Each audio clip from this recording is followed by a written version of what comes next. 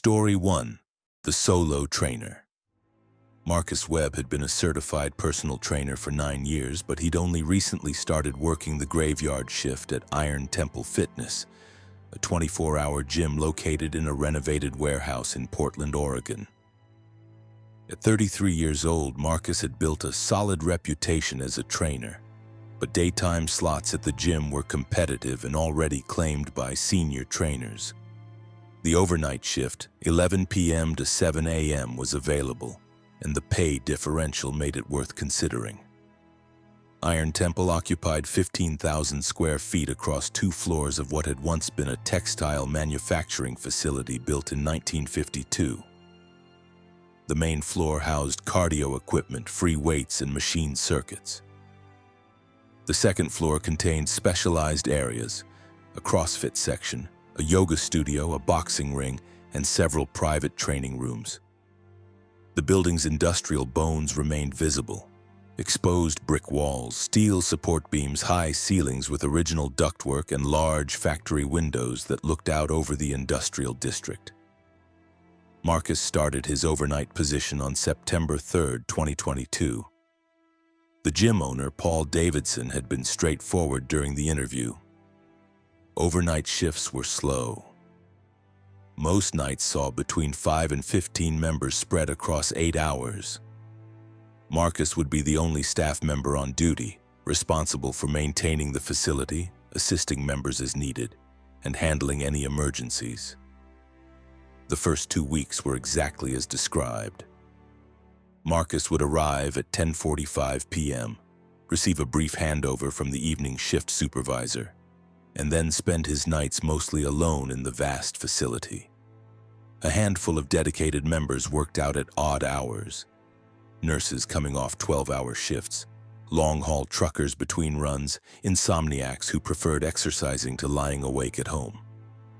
Marcus helped them with form corrections, answered questions, and otherwise occupied himself with equipment maintenance and catching up on continuing education courses for his certifications. The gym took on a different character at night. During the day, Iron Temple pulsed with energy, music pumping, dozens of people moving between stations, the constant clang of weights and hum of conversation. At night, the space felt hollow.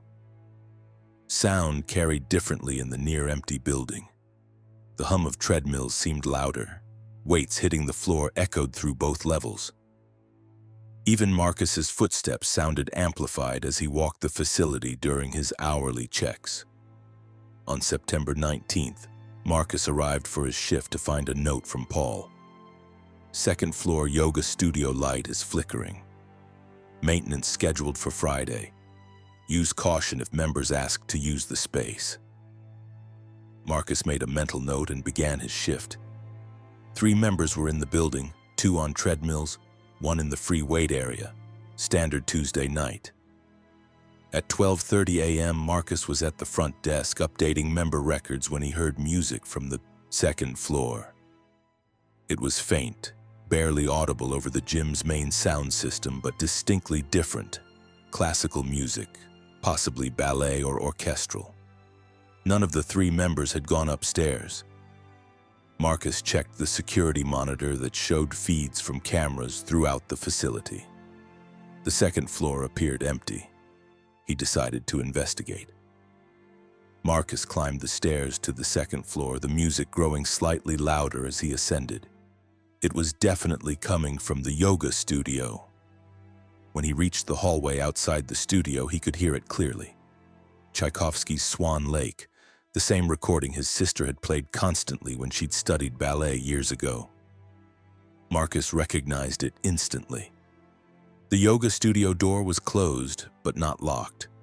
Through the small window, Marcus could see the flickering overhead lights Paul had mentioned, casting unstable shadows across the empty room. The music was definitely coming from inside, though there was no sound system in the yoga studio. Members were expected to bring their own devices if they wanted music during practice. Marcus opened the door. The music stopped immediately, cutting off mid-phrase. The flickering light continued its irregular strobe pattern. The room was empty. No people, no devices, no source for the music he'd just heard. He checked the corners, looked behind the small partition where yoga mats and props were stored, even checked the ceiling tiles. Nothing. He stood in the center of the studio for several minutes, listening. Silence, except for the faint hum of the struggling light fixture. Marcus told himself it had been sound carrying from somewhere else, maybe a member's headphones playing louder than usual, or something from outside the building. But he'd heard it clearly, and it had stopped the instant he'd opened the door. Marcus returned downstairs, unsettled but not yet alarmed. He checked on the 3 members, all still engaged in their workouts, none near the second floor. At 1 a.m., he conducted his hourly facility check, deliberately walking through the entire second floor. Everything appeared normal. The yoga studio was silent and empty. At 2:15 a.m., Marcus was helping a member adjust a cable machine when he heard footsteps above him. They were distinct, the sound of someone walking across the second floor with purpose, not the random creaks and settling noises old buildings make. Marcus excused himself and climbed the stairs again. The second floor was empty. He checked every section: CrossFit area, boxing ring, private training rooms, yoga studio. No one. The security monitors showed the same thing his eyes did: an empty second floor. Yet Marcus had heard footsteps clearly. He checked the camera footage, scrolling back through the last 15 minutes. Nothing. No one had gone upstairs. At 3 a.m., the gym emptied completely. The last member, a long-haul trucker named Dennis, who was a regular, left after his workout. Dennis waved goodbye to Marcus, and the heavy front door locked automatically behind him. Marcus was now alone in 15,000 square feet of empty warehouse gym. The building felt different without any members present. Marcus sat at the front desk, trying to focus on an online course about sports nutrition, but he kept glancing at the security monitors. The cameras showed static, empty spaces, rows of equipment, vacant studios, abandoned weight racks. But something felt wrong. The building felt occupied, even though Marcus knew he was alone. At 3:30 a.m., every treadmill on the main floor turned on simultaneously. Marcus looked up from his laptop to see 15 treadmills whirring to life, their belts moving at various speeds, their displays lighting up.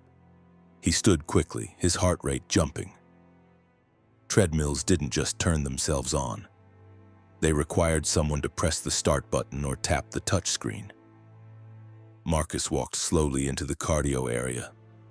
The treadmills were definitely running, their belts moving smoothly, displays showing speeds ranging from 3 miles per hour to 7 miles per hour.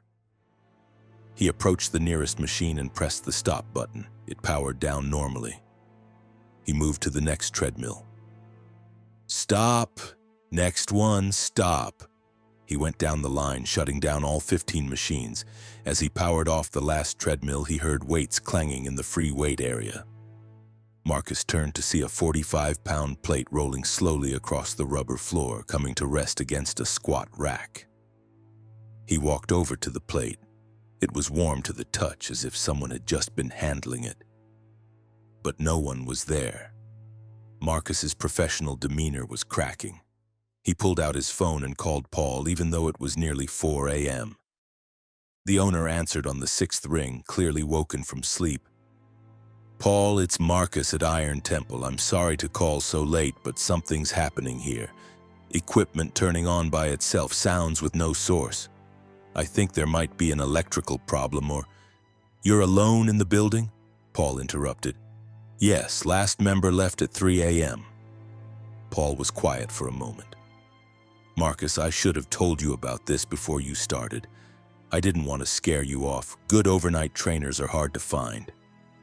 Iron Temple has incidents, especially between 3 and 5 a.m. when the building's empty."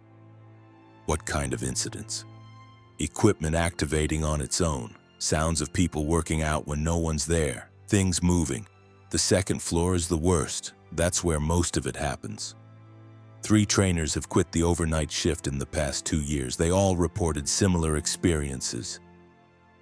Marcus felt anger mixing with his fear. You should have disclosed this before I took the position. You're right, I'm sorry. Look, it's never been dangerous. Unsettling, yes, but no one's been hurt. If you want to leave for the night, I'll come in and cover the rest of your shift. And if you want to quit, I'll understand and give you 2 weeks severance. Marcus looked around the empty gym. The rational part of his brain said to leave, to walk out and let Paul deal with whatever was happening. But another part of him, the part that had always been curious, that never backed down from challenges, wanted to understand what was actually going on. I'll stay, Marcus said. But tomorrow we're having a longer conversation about this. Agreed. Call me if anything else happens. And Marcus, don't go to the 2nd floor alone if you can avoid it. Marcus hung up and sat on a bench press trying to process what Paul had told him. Equipment activating on its own. Sounds of people working out. 3 trainers quitting. This wasn't his imagination or electrical problems. This was a pattern, a phenomenon that others had experienced. At 4:15 a.m., Marcus heard the music again. Swan Lake playing from the 2nd floor from the yoga studio. It was louder this time, as if someone had turned up the volume. Marcus sat at the front desk, listening to the distant strains of Tchaikovsky echoing through the empty building. He checked the security monitors. The 2nd floor showed empty on every camera. Against Paul's advice, Marcus climbed the stairs. He needed to see the yoga studio again to understand the source of the music. As he walked down the hallway toward the studio, the music grew louder with each step. By the time he reached the door, it was playing at conversational volume, clear and distinct. Marcus looked through the small window in the door. The flickering light cast unstable illumination across the room, and in that stuttering glow, he saw her. A woman stood in the center of the studio, her back to the door, arms raised in a classical ballet position. She wore dark clothing, leggings and a fitted top, and her hair was pulled back in a tight bun. She moved slowly through what Marcus recognized as ballet positions, her movements synchronized to the music. He stood frozen, watching. She was definitely there, solid and real, moving through her routine with practiced precision. But she didn't appear on the security monitor. The camera showed an empty studio, but Marcus's eyes showed him a woman dancing alone in the flickering light. Marcus opened the door. The music stopped instantly and the woman vanished. One moment she was there, mid-movement, and the next the studio was empty. The flickering light continued its irregular pattern, illuminating nothing but empty floor and mirrored walls. Marcus entered the studio slowly. The room felt cold, several degrees cooler than the hallway. He walked to where the woman had been standing. The floor was warm there, as if someone had indeed been moving, generating body heat. He looked at his reflection in the mirrors, just him alone, looking pale and shaken in the unstable light. He pulled out his phone and called Paul again. "She appeared on the monitors?" Paul asked after Marcus described what he'd seen. "No, just to my eyes, but she was there, Paul. I saw her clearly." Paul sighed heavily. "That's Elena, or we think it's Elena. Elena Rostova, a ballet dancer who trained in that studio back when it was a dance academy. The building was a textile factory originally, then converted to a dance studio in the 70s, then abandoned for years before I bought it and converted it to a gym. Elena died in that studio in 1983. Heart defect during a solo practice session. She was 26 years old." Marcus felt his skin prickling. "You bought a building where someone died and didn't think that was relevant information for your overnight staff?" "The death was 40 years ago. I didn't think... I knew about the stories, but I thought they were just stories. Until the incident started. What else haven't you told me?" Elena wasn't the only death associated with this building. In 1957, when it was still a textile factory, a worker named James Whitmore died in an equipment accident on the main floor. And during the abandoned years in the 90s, 3 homeless people died in the building, 2 from exposure, 1 from a drug overdose. The building has history, Marcus, dark history. Marcus leaned against the yoga studio wall, processing this information. He was working alone in a building where 5 people had died, where equipment activated on its own, where a dead ballet dancer appeared in stuttering light. "I'm finishing my shift," Marcus said, surprising himself. "But I want a significant raise, and I want you to be honest about anything else I should know. You're staying until 7 a.m. Then we're renegotiating my contract." Marcus returned to the main floor and spent the remaining hours of his shift at the front desk, keeping one eye on the security monitors and the other on the stairs to the second floor. The music played twice more, once at 4:45 a.m. and again at 5:30 a.m. But Marcus didn't investigate. He let Elena have her studio, let her dance to her Swan Lake in the flickering light. At 5:50 a.m., the first early morning members began arriving. The building immediately felt different, occupied by the living, returned to its normal function. By 6:30 a.m., 15 people were spread across the facility, and the strange atmosphere of the night had dissipated completely. Paul arrived at 6:45 a.m. looking tired and apologetic. He and Marcus went to the empty CrossFit section and talked for 30 minutes. Paul revealed everything he knew about the building's history, about the previous trainer's experiences, about his own occasional late-night encounters with the unexplained. He offered Marcus a 20% raise and the option to switch to evening shifts if he preferred.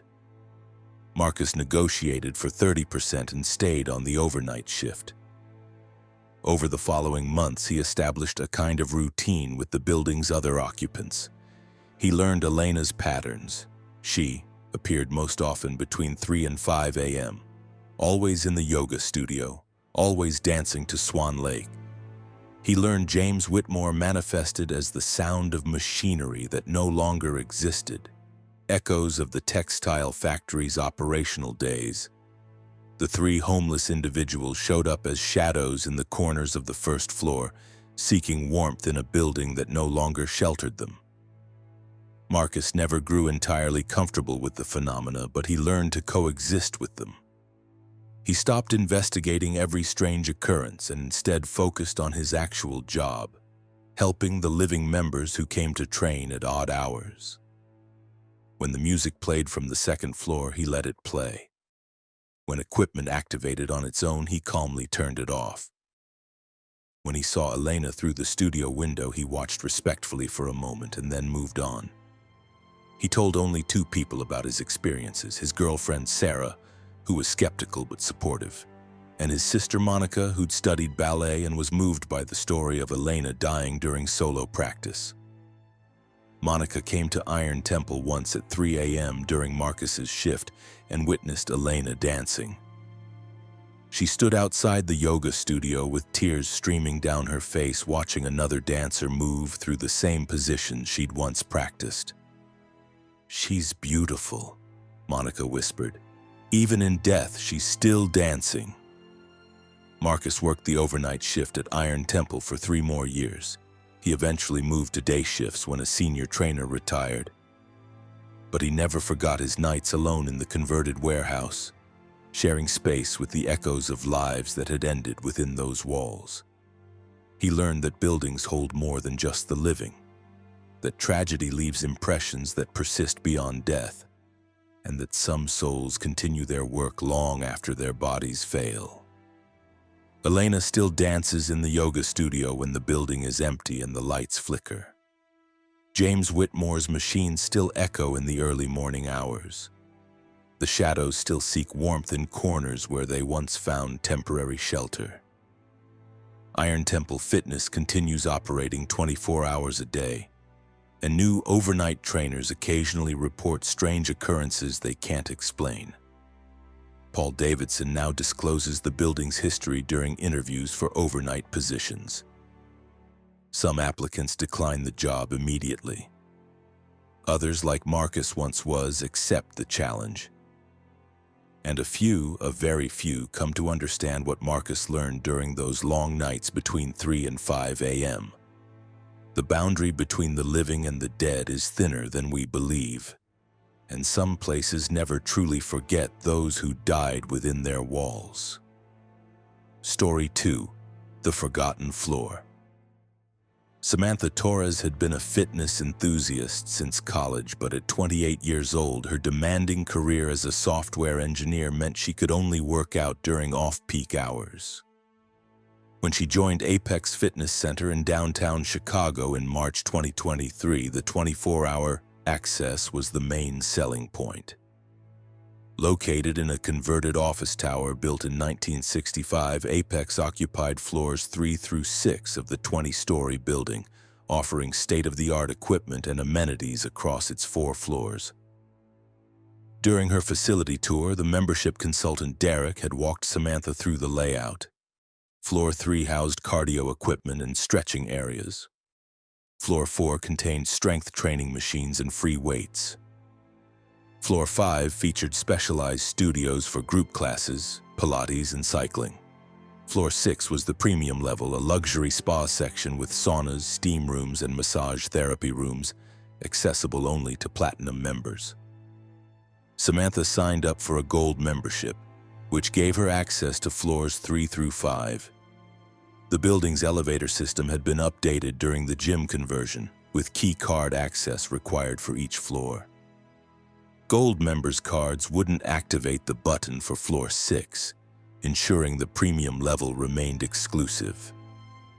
Samantha settled into a routine, typically arriving around 11 p.m. after finishing work and leaving by 1 a.m. The late-night crowd was small and quiet, mostly professionals like herself who worked irregular hours. She enjoyed the relative solitude, the ability to use equipment without waiting, and the peaceful atmosphere that late-night gyms provided. On April 12, 2023, Samantha arrived at Apex at 11:15 p.m.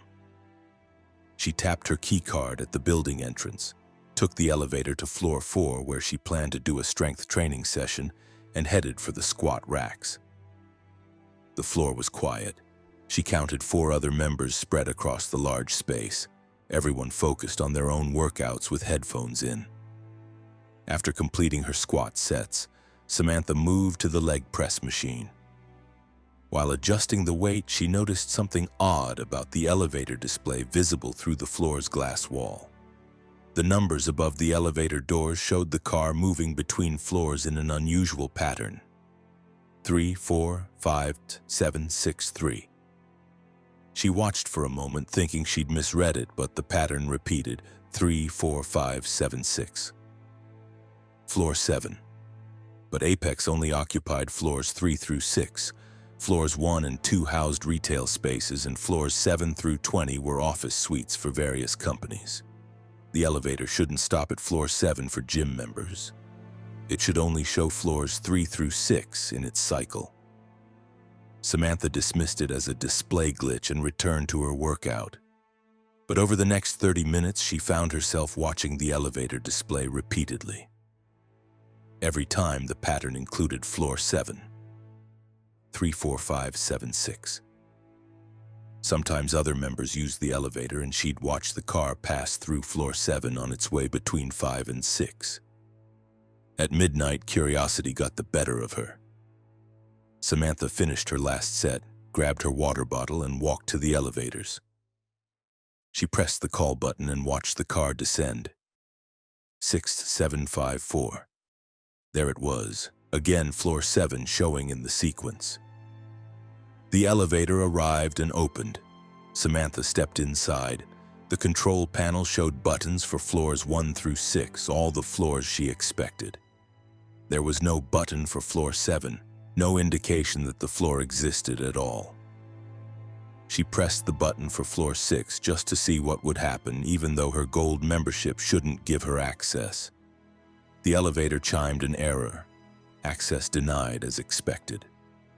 Samantha pressed 5 instead.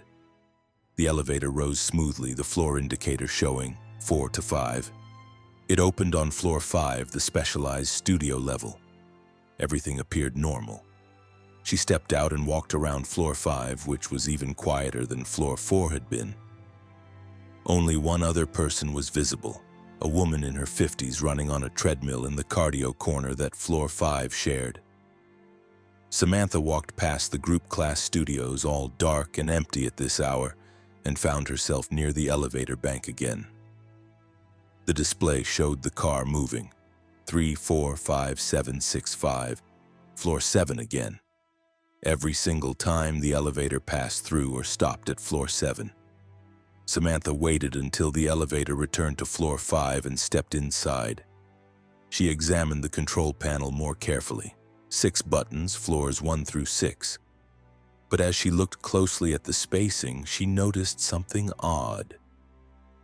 The gap between the buttons for floor 5 and floor 6 was slightly larger than the gaps between other floors, as if something had been removed from that space.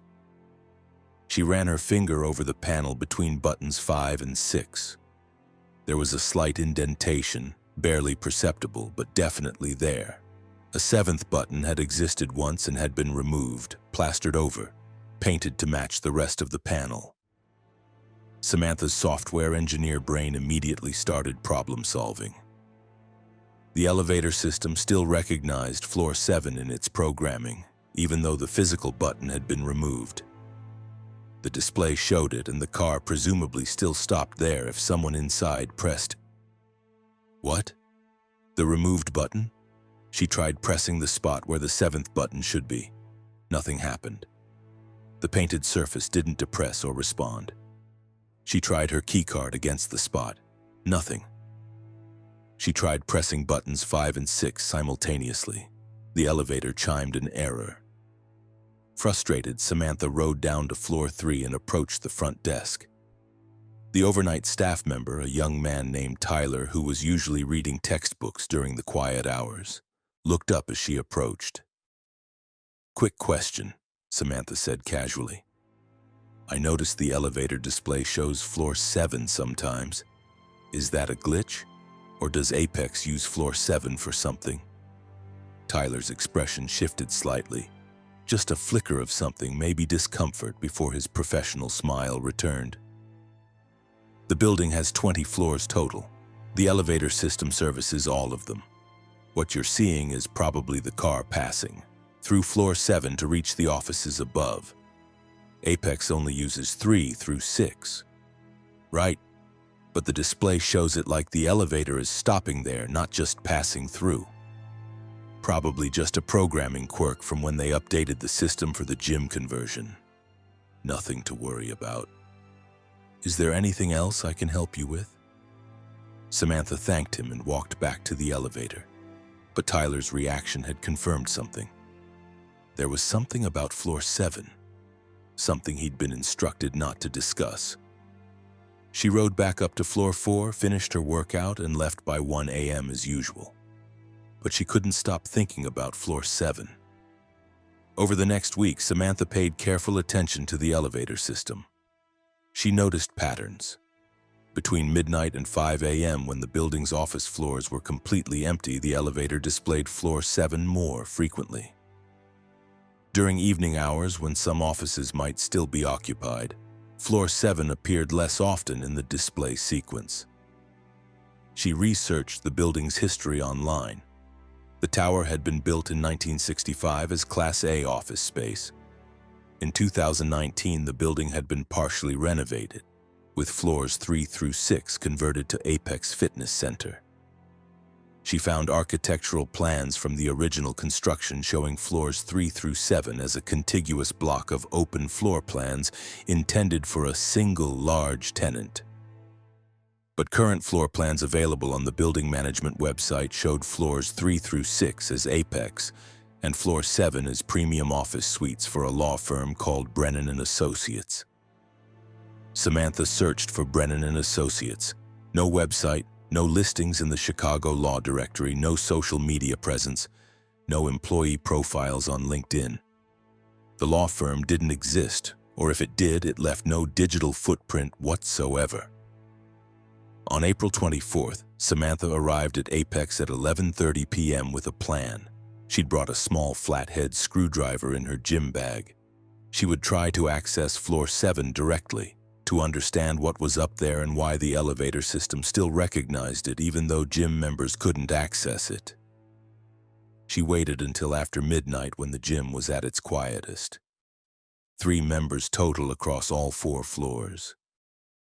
Samantha entered the elevator alone, pulled out her screwdriver and examined the control panel more closely.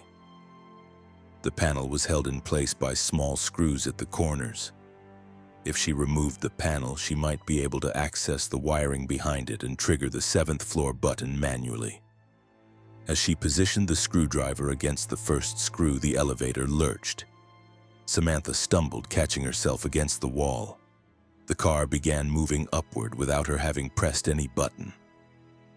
The floor indicator showed 4, 5, 6, 7. Samantha's heart pounded.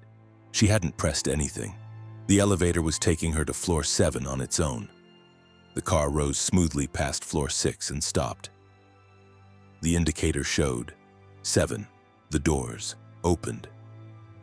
Samantha stood frozen, looking out at floor 7. The space beyond the elevator was dark, illuminated only by emergency exit signs that cast a dim red glow. She could see what appeared to be a reception area, a desk, some chairs, corridor openings leading deeper into the floor. Everything was covered in a thin layer of dust, undisturbed. The elevator doors began to close. Samantha made a split-second decision and stepped out before they shut. She was on floor 7. The air felt different here, stale, unused, several degrees cooler than the gym floors below. Samantha pulled out her phone and activated the flashlight. The reception desk was made of dark wood, outdated definitely from the 1960s era of the building's construction. Behind it, gold lettering on the wall spelled out Brennan and Associates, Legal Counsel. So the law firm had existed, or at least a sign for it existed. Samantha walked slowly past the reception desk into one of the corridors. Office doors lined both sides, all closed. The carpet was industrial gray, worn and dated. Everything about floor 7 felt frozen in time, as if it had been abandoned decades ago and never updated or renovated like the rest of the building. She tried opening one of the office doors. Locked. Another door, also locked. She walked farther down the corridor, her phone's light casting sharp shadows. At the end of the hallway, one door stood slightly ajar. Samantha approached carefully. Through the gap, she could see a larger space, maybe a conference room or open office area. She pushed the door open wider and stepped inside.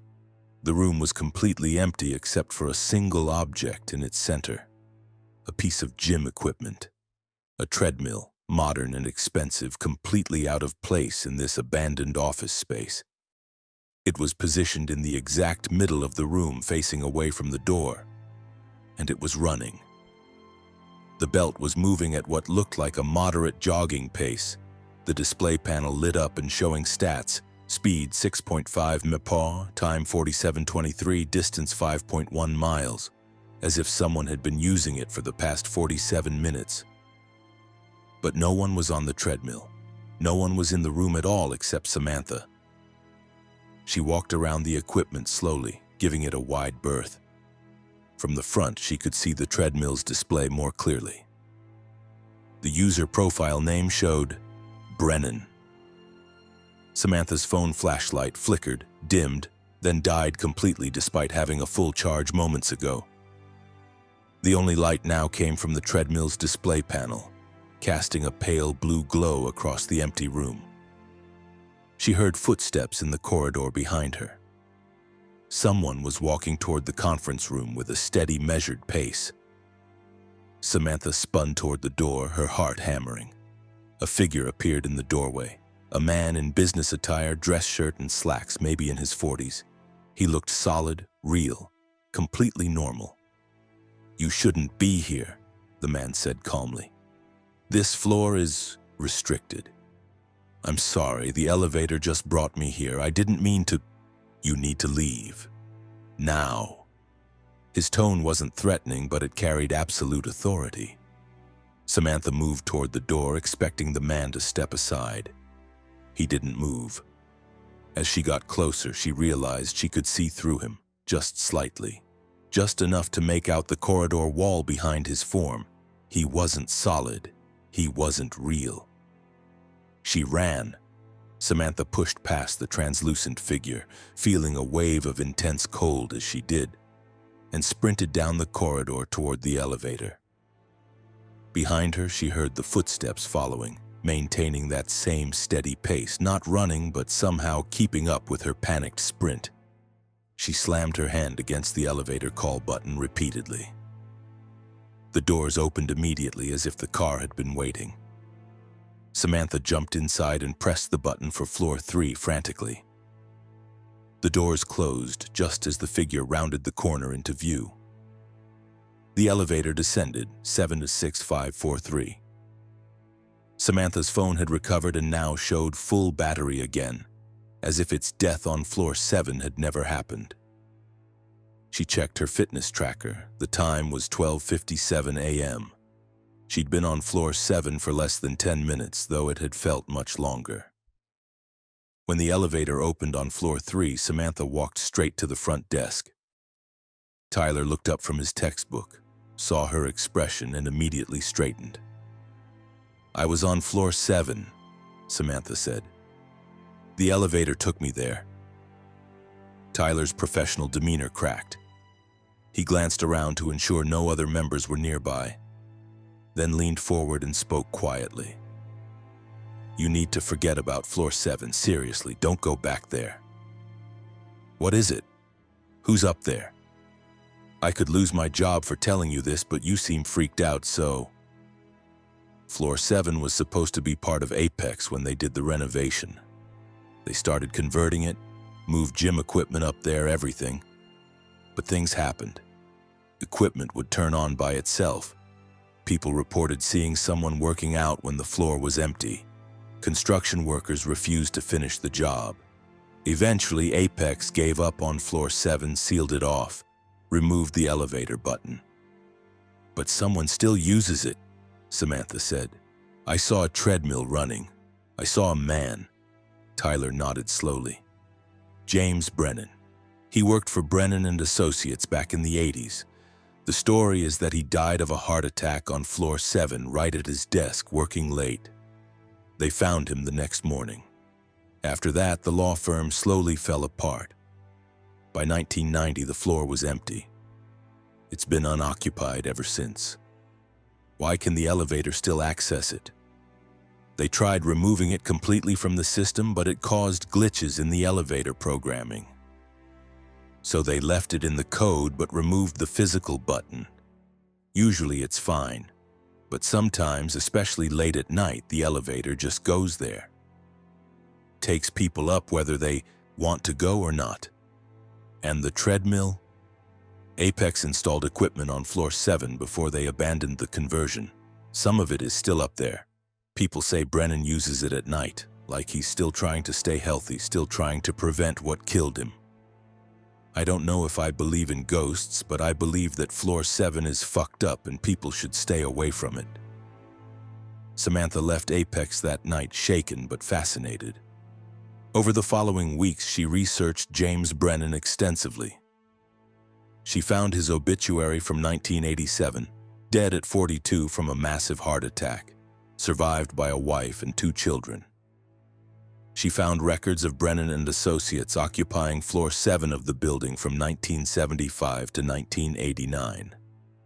She found old newspaper articles about the firm's dissolution following Brennan's death. She also found 3 blog posts from former Apex members describing strange experiences with floor 7, all posted to obscure fitness forums and paranormal sites. Each described similar experiences. The elevator taking them to floor 7 without being prompted, finding gym equipment running with no user, encountering a figure in business clothes who told them to leave. Samantha continued her membership at Apex but changed her routine.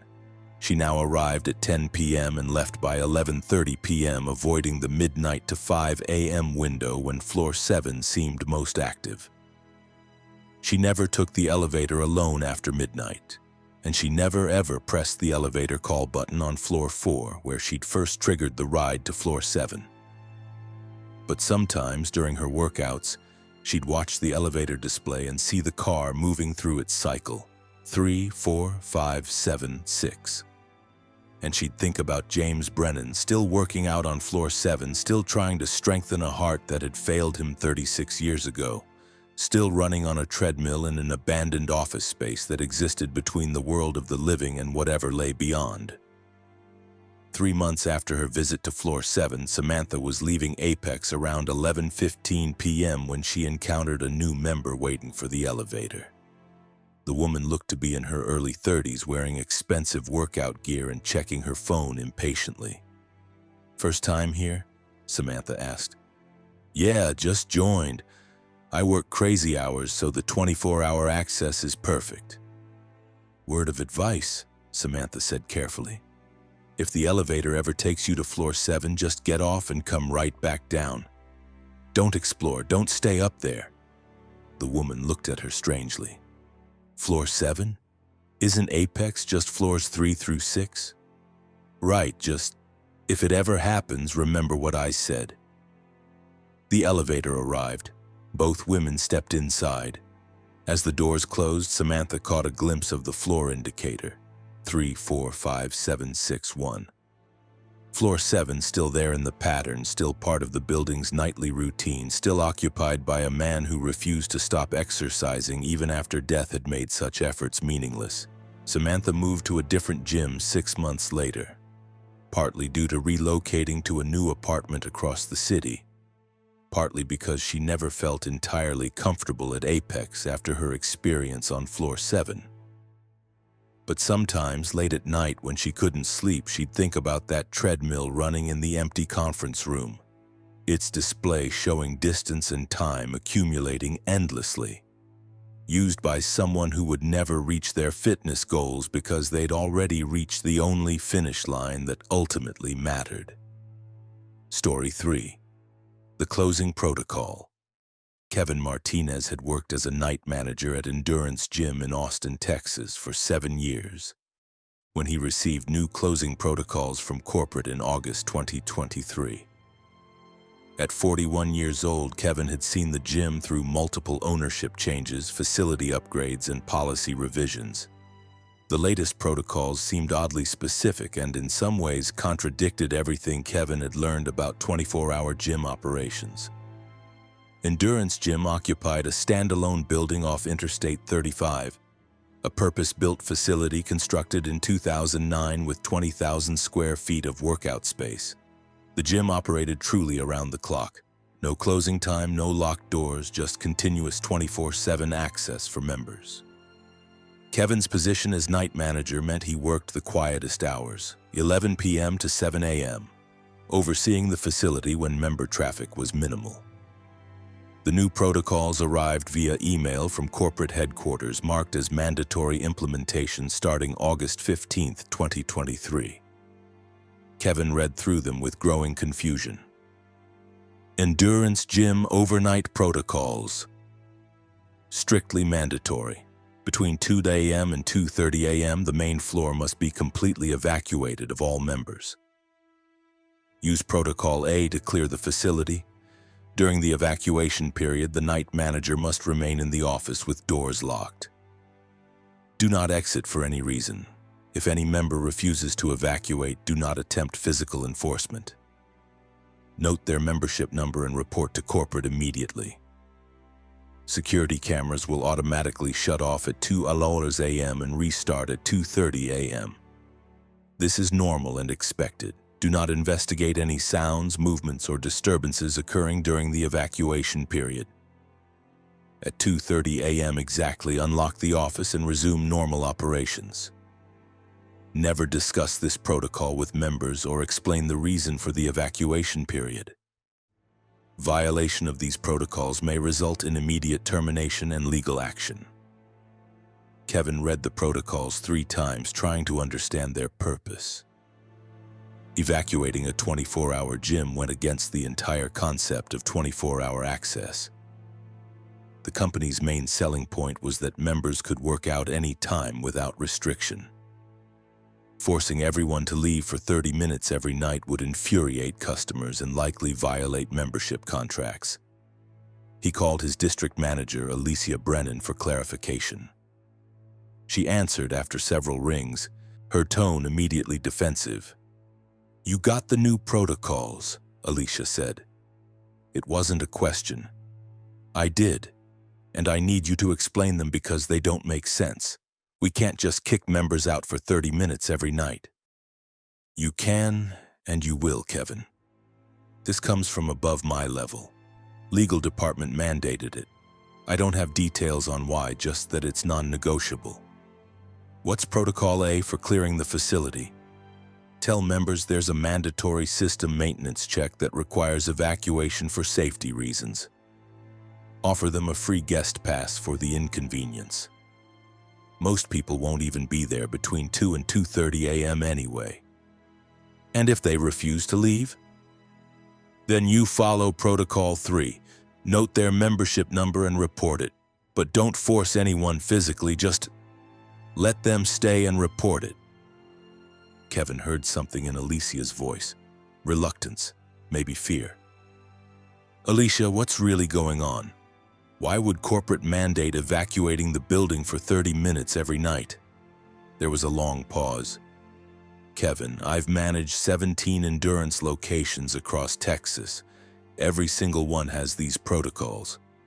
I've asked the same questions you're asking. The only answer I get is that it's legally required based on building regulations and insurance requirements. Just follow the protocols. Don't ask questions. And for the love of God, stay in the office during the evacuation period." She hung up before Kevin could press further. He spent the rest of the afternoon researching building codes, gym regulations, and insurance requirements.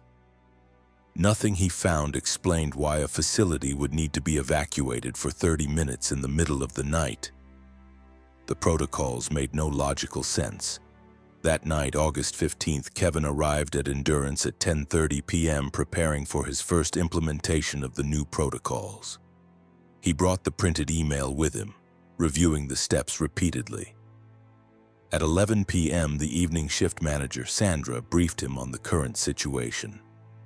23 members in the building, all systems operating normally, no issues to report. "Did corporate tell you about the new protocols?" Kevin asked. Sandra nodded grimly. "I did my first one last week during the evening shift rollout. It's weird as hell, Kevin. Members don't like it and I don't blame them. But corporate is serious about this. They terminated a manager in Houston for not following the protocol exactly." "What happened during your evacuation period?" Sandra's expression shifted uncomfortably. "I stayed in the office like instructed. I didn't hear anything unusual. Cameras were off. At 2:30, I unlocked the office and resumed normal operations. That's all I can tell you." But Kevin heard what she wasn't saying. Something had happened. Something she either couldn't or wouldn't describe. The night progressed normally until 1:45 a.m. Kevin had been making regular rounds and the member count had dropped to 8, people spread across the facility. At 1:50 a.m., he began Protocol A, approaching each member individually. "Excuse me, we're going to need everyone to exit the facility for about 30 minutes starting at 2 a.m. It's a mandatory system maintenance check for safety. I apologized for the inconvenience, and I'll give you a free guest pass you can use anytime." The reactions varied from confusion to annoyance, but 7 of the 8 members agreed to leave. They gathered their belongings and exited by 1:58 a.m. The 8th member, a regular named Derek, whom Kevin recognized, approached the desk. "I'm in the middle of a workout. Can I just stay away from whatever maintenance you're doing?" Derek asked. "Unfortunately, no. The entire facility needs to be clear. I really need you to step outside for 30 minutes. Derek looked frustrated but not angry. This is a 24-hour gym. I pay for 24-hour access. You can't force me to leave. Kevin thought about Protocol 3. Note the membership number and report to corporate. Let them stay. I understand your frustration. If you choose to stay, I need to note your membership number and you'll be staying against policy recommendations. Fine. I'll finish my workout. Derek walked back to the free weight section. Kevin noted his membership number, 4782, and checked the time, 1:59 a.m. He walked quickly to his office, entered, and locked the door from inside. At exactly 2 a.m., the lights in the gym dimmed slightly. Not a full power loss, but a noticeable reduction in brightness. Kevin watched through his office window as the security monitors in his peripheral vision all went black, exactly as the protocols had indicated. The gym was very quiet. Kevin could hear his own breathing, the hum of the office computer. Nothing else. Derek was somewhere in the free weight section, out of Kevin's line of sight from the office. For several minutes, nothing happened. Then Kevin heard the sound of weights, barbells being loaded, the distinctive clank of plates against metal bars. Then more sounds, multiple machines starting up, treadmills humming to life, the rhythmic clang of weights being lifted and lowered. It sounded like the gym was suddenly full of people. Dozens of people, all working out simultaneously. Kevin pressed his face against the office window, trying to see the main floor. The dimmed lighting made it difficult, but he could see movement. Lots of movement. Figures were spread throughout the facility using equipment moving between stations. The gym was full, packed with people working out. But Kevin knew that was impossible. He'd cleared the facility. Only Derek remained, and Derek had been in the free weight section. These figures were everywhere. On the cardio floor, in the machine circuits, in the functional training area. There had to be 50 people out there. Kevin's protocol instructions were clear. Do not investigate. Do not exit the office. Stay locked inside until 2:30 a.m. But he'd left a member in the facility, and now that member was surrounded by... What? Who were these people? Kevin watched, paralyzed by indecision. The figures continued their workouts, moving with purpose and focus.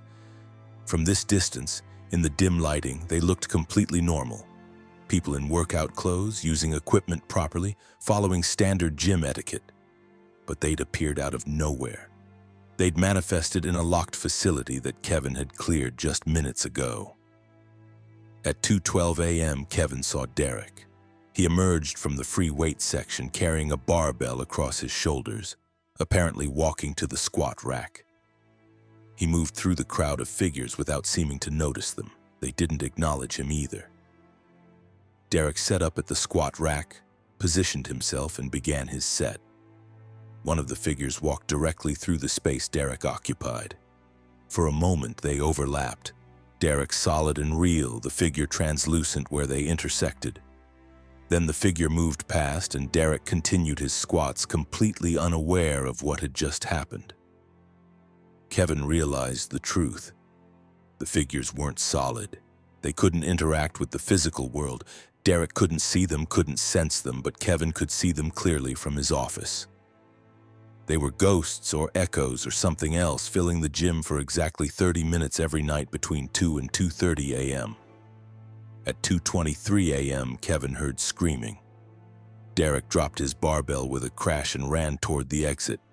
He sprinted past Kevin's office, his face pale with terror, and slammed through the front doors into the parking lot. Through the office window, Kevin could see Derek standing outside by his car, bent over with his hands on his knees, breathing hard. Whatever Derek had experienced in those final minutes had broken through whatever barrier normally kept the figures invisible to members. Kevin wondered what Derek had seen, what had finally become visible or tangible enough to send him running in panic. At 2:30 a.m. exactly, the lights returned to full brightness. The figures vanished instantly like someone had flipped a switch. The security monitors came back online. The gym was empty and silent. Kevin unlocked his office door and stepped onto the main floor. Everything looked normal. Equipment was where it should be. Nothing appeared disturbed or unusual, except for the barbell Derek had dropped, still lying on the floor near the squat rack, and the lingering sense that Kevin was standing in a space that had just been occupied by dozens of people who weren't quite people. Kevin went outside to check on Derek. The man was sitting in his car now, staring straight ahead, his face still pale. Kevin tapped on the window.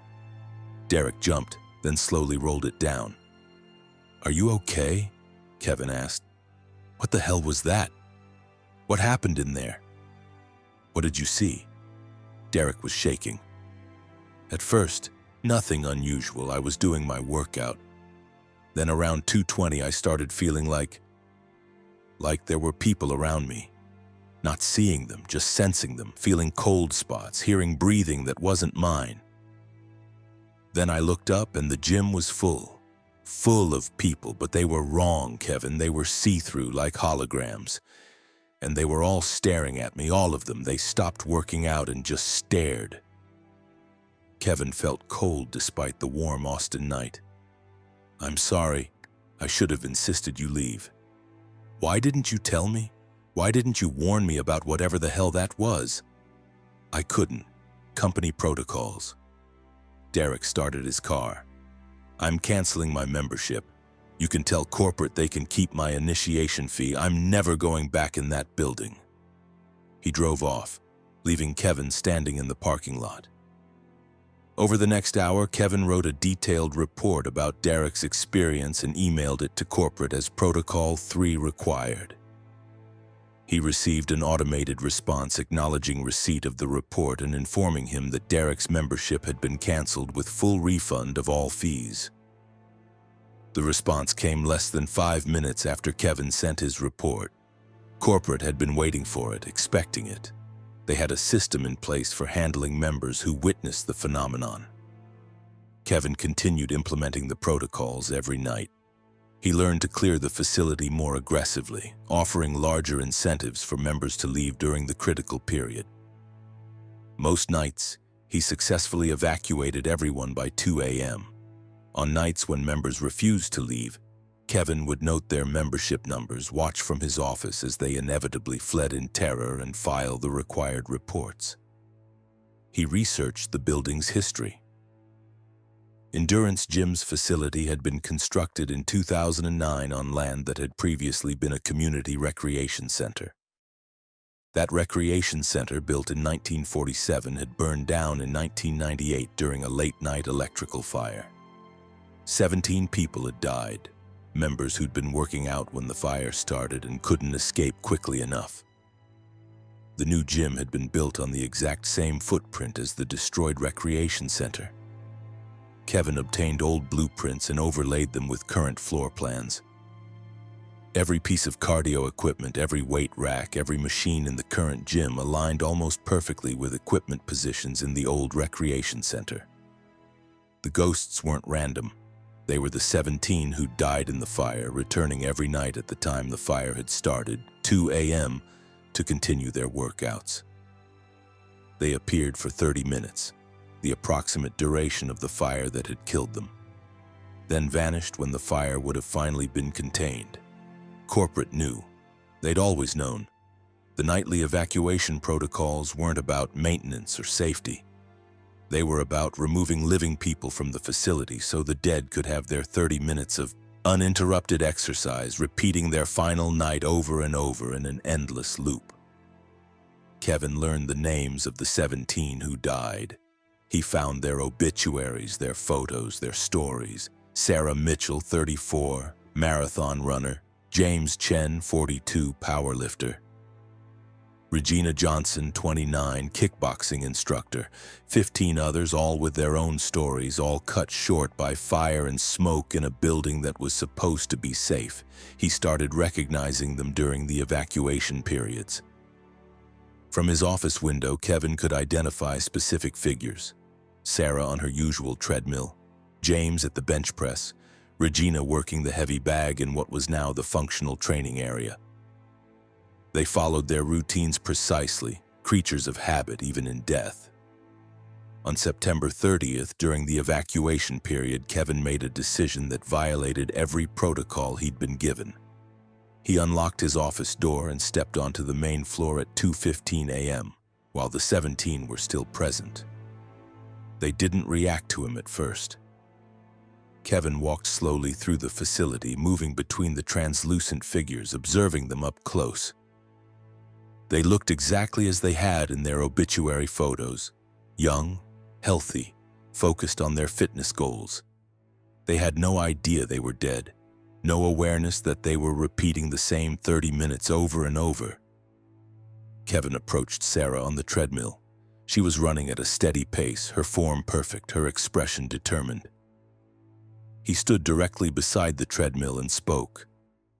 Sarah Mitchell. She didn't respond, didn't acknowledge him at all. Kevin waved his hand in front of her face. Nothing. She continued running, locked in her eternal routine. "I'm sorry about what happened," Kevin said quietly. "I'm sorry you didn't get out. I'm sorry you're stuck here." Sarah's eyes flickered toward him for just a moment, just a fraction of a second of recognition, of awareness. Then she was back to her run, her gaze fixed straight ahead. Kevin spent the remaining 15 minutes of the evacuation period walking among the 17, speaking to each one. He told them he knew their names, knew their stories, knew what had happened in 1998. Most didn't respond.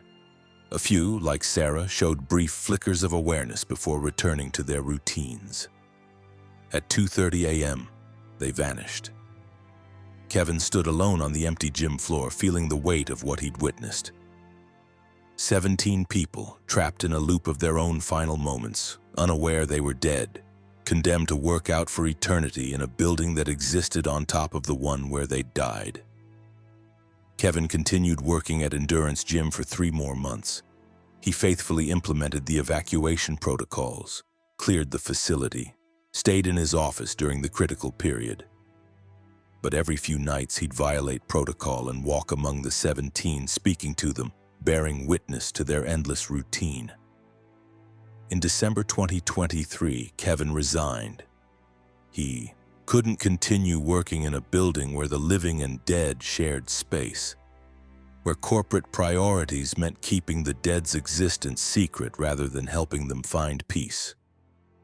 He never told anyone outside corporate about what he'd seen, bound by the non-disclosure agreement he'd signed when receiving the protocols. But Kevin thinks about the 17 often. He wonders if they're still there, still appearing every night between 2 and 2:30 a.m., still running and lifting and training toward goals they'll never reach because they're already at the finish line of their lives. He wonders if anyone at corporate has ever tried to help them move on, or if the company is content to simply manage the situation with evacuation protocols and non-disclosure agreements. Sometimes late at night, Kevin drives past Endurance Gym. He arrives at 2:15 a.m. and parks in the lot, looking through the windows at the dimly lit interior. He can't see the figures from outside, but he knows they're there. 17 souls eternally dedicated to their fitness routines, haunting the space where their lives ended, unaware that time has moved on while they remain frozen in September 1998. Kevin has learned that some hauntings aren't about revenge or unfinished business. Sometimes they're simply about routine, about people so committed to their habits that not even death can break them. The 17 aren't angry or malevolent. They're just trying to complete their workouts night after night in a building that exists as both gym and memorial, both fitness center and tomb.